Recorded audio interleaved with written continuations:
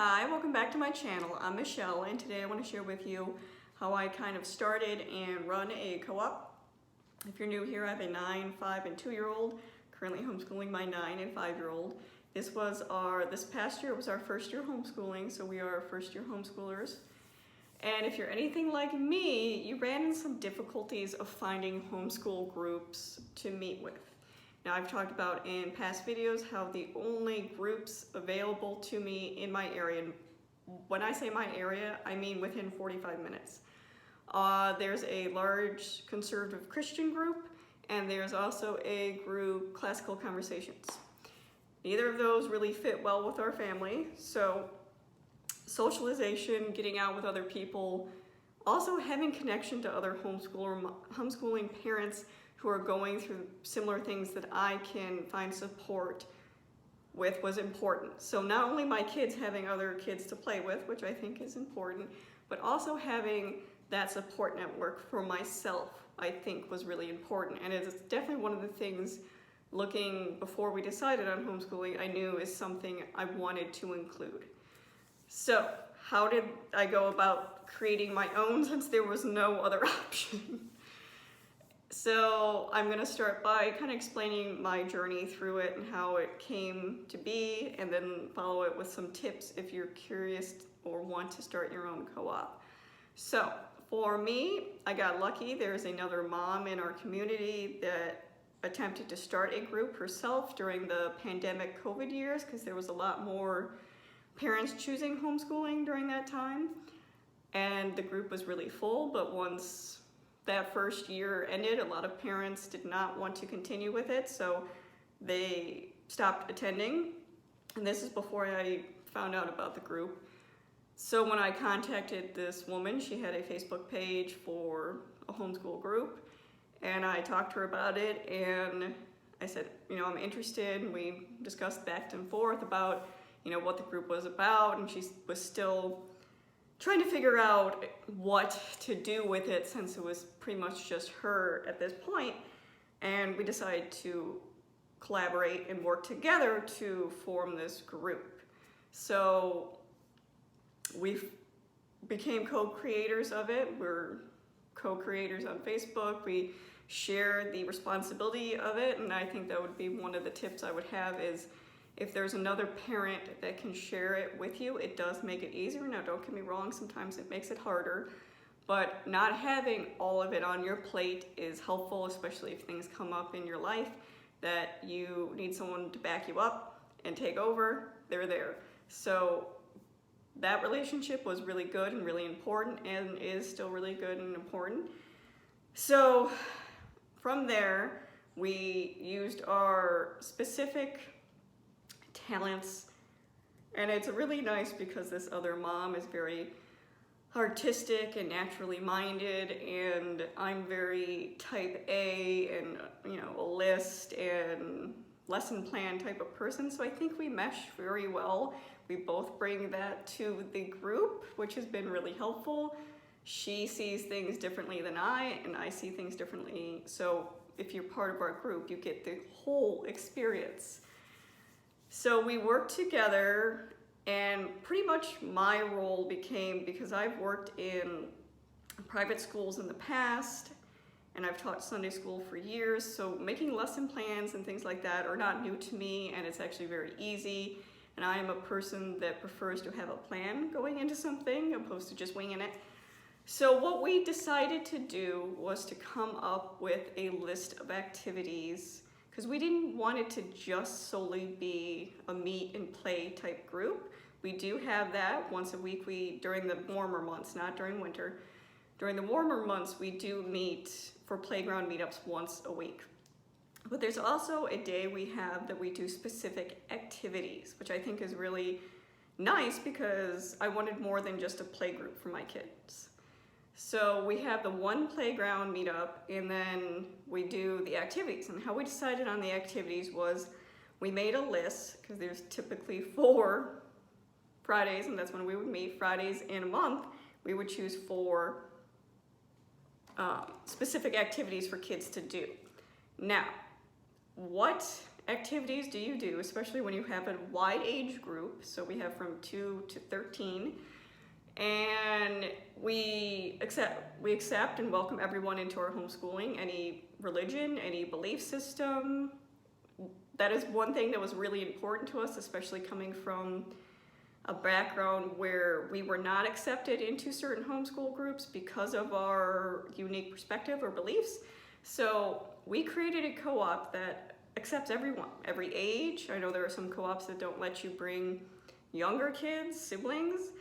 And we also, on top of welcoming all types of people, all types of ages, we don't require the parents to teach a class.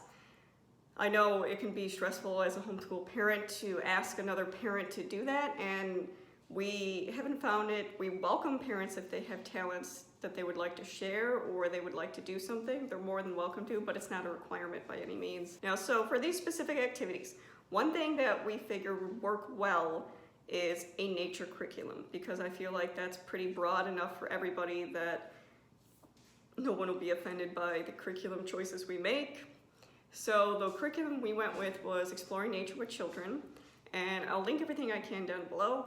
But this is really nice. It just lays out every week what to do. So there's a theme. So for example, this next week coming up is caterpillars. So we will do a caterpillar themed meetup. And how we divided it up is the other mom would do one day and then I'll do the next week, and so on and so on. Now, if of course things come up, we can switch around and message each other and do that, or there are times when it has to be canceled, but that's completely understandable. So nature is a big one, I would say, working with, because with the nature curriculum, it's very easy to come up with something. It gets you outdoors, which is really nice. Another thing that we have incorporated is poetry tea time into our meetup schedule. So that's, again, an easy one to do. Poetry, it doesn't have to be complicated. It does not need to be what you see on Pinterest or Instagram, where like cloth tablecloths, literal tea sets, like cucumber sandwiches. It doesn't have to be that.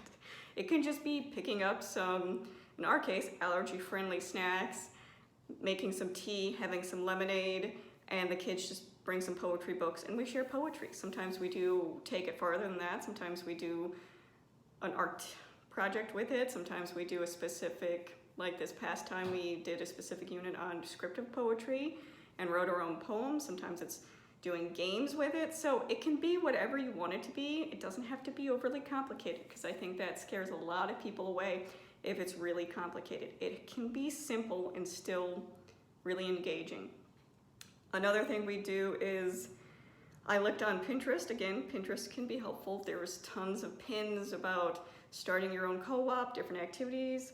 For example, I found a cooking one where you can read a specific book that relates to cooking something, and you make that. We had as a group, we made pretzels, which was interesting because we have many allergies, food allergies within our little homeschool community. We have an egg allergy. My daughter has celiac disease, so gluten-free. We have a dairy allergy. We have a soy allergy. So despite all that, we were still able to make some pretty good pretzels.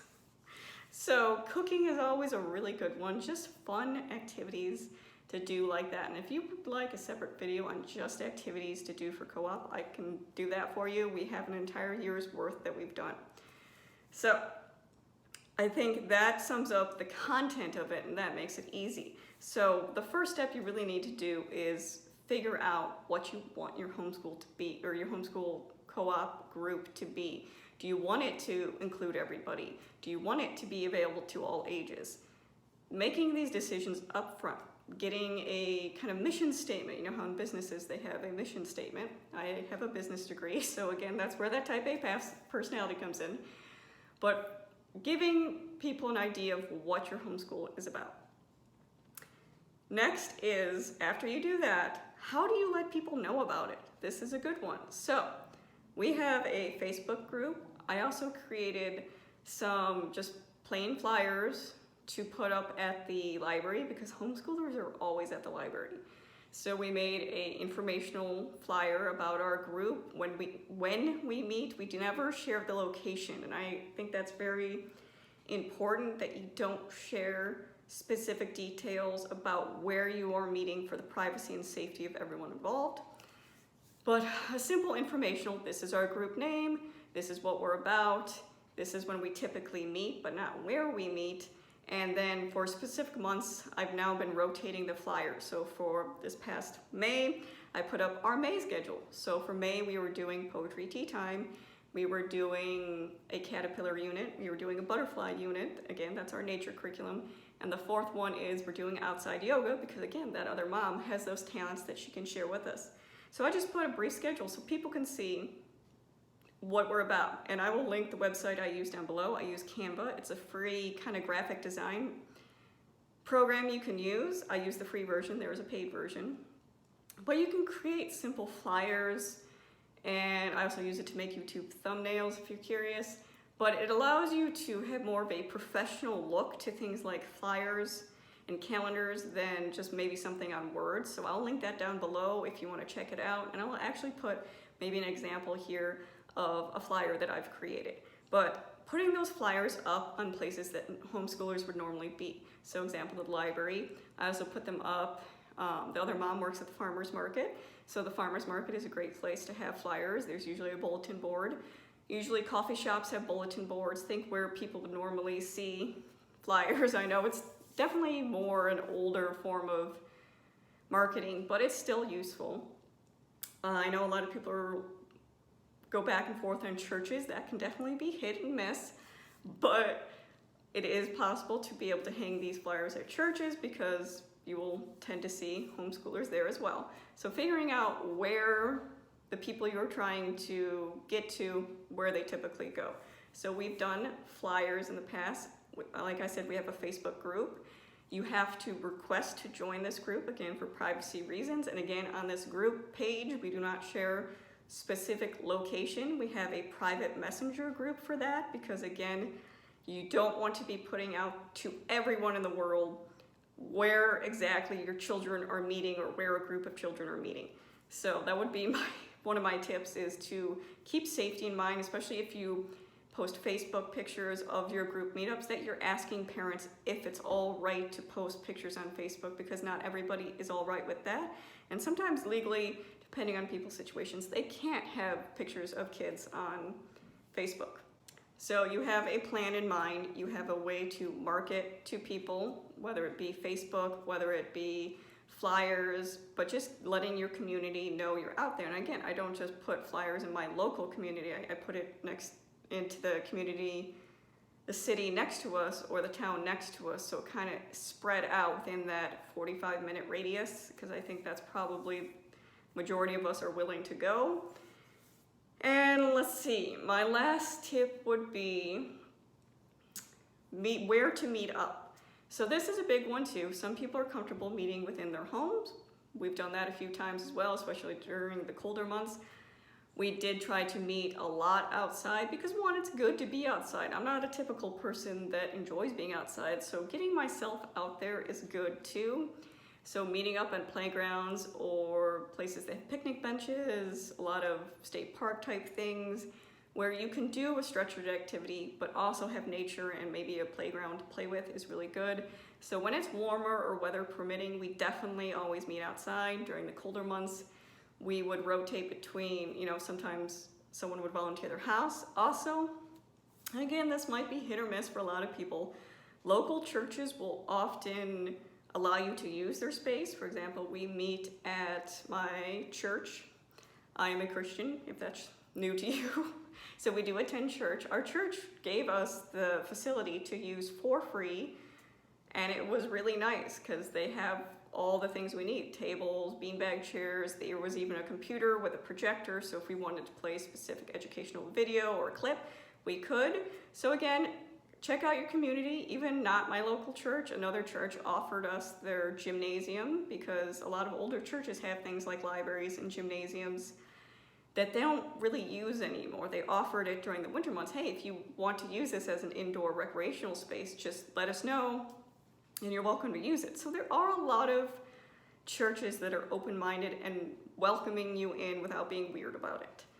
Another thing is the library. The library also has spaces you can use. I know our local library lets you use the space for free for meetups or whatever you're doing. You just have to fill out the sign-up sheet for it in advance. So those are all locations you can be meeting, which is really important to figure out. So you have a plan, you have a meetup location, you have a way to tell people about it. My last tip is don't be discouraged. Anything you start new, it's difficult and you might not always get the response you want. And it's difficult in multiple reasons. Juggling a homeschool co-op or group has some difficulties. It's time consuming, it requires resources from you and time, and you're already juggling sometimes not just homeschool, but maybe another job. So I get it, it can be difficult. That's why I highly recommend you keep it simple. It doesn't have to be crazy, it doesn't have to be perfect, it doesn't have to be Pinterest.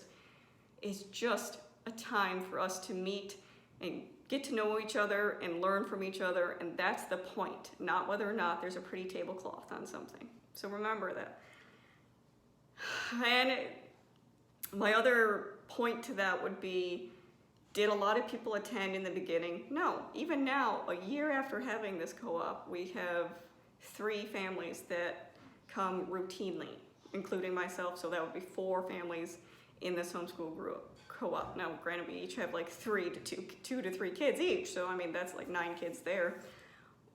But don't be discouraged if people aren't flooding the homeschool group if it stays smaller for a while, because there are some benefits to smaller homeschool groups. It's very similar to starting like your own business. You're not going to get necessarily a lot of customers in the beginning. The point is not how many people are there. The point is you're creating a group, an atmosphere that welcomes people, that you can share your opinions and thoughts, but is also a support system for you. So don't lose sight of what this is about. It's not just about socializing your kids or having planned activities. It's more than that. And it's okay to keep it simple. So those are my kind of journey and tips with it. If you have any specific questions, leave them in the comments down below. But thanks for watching.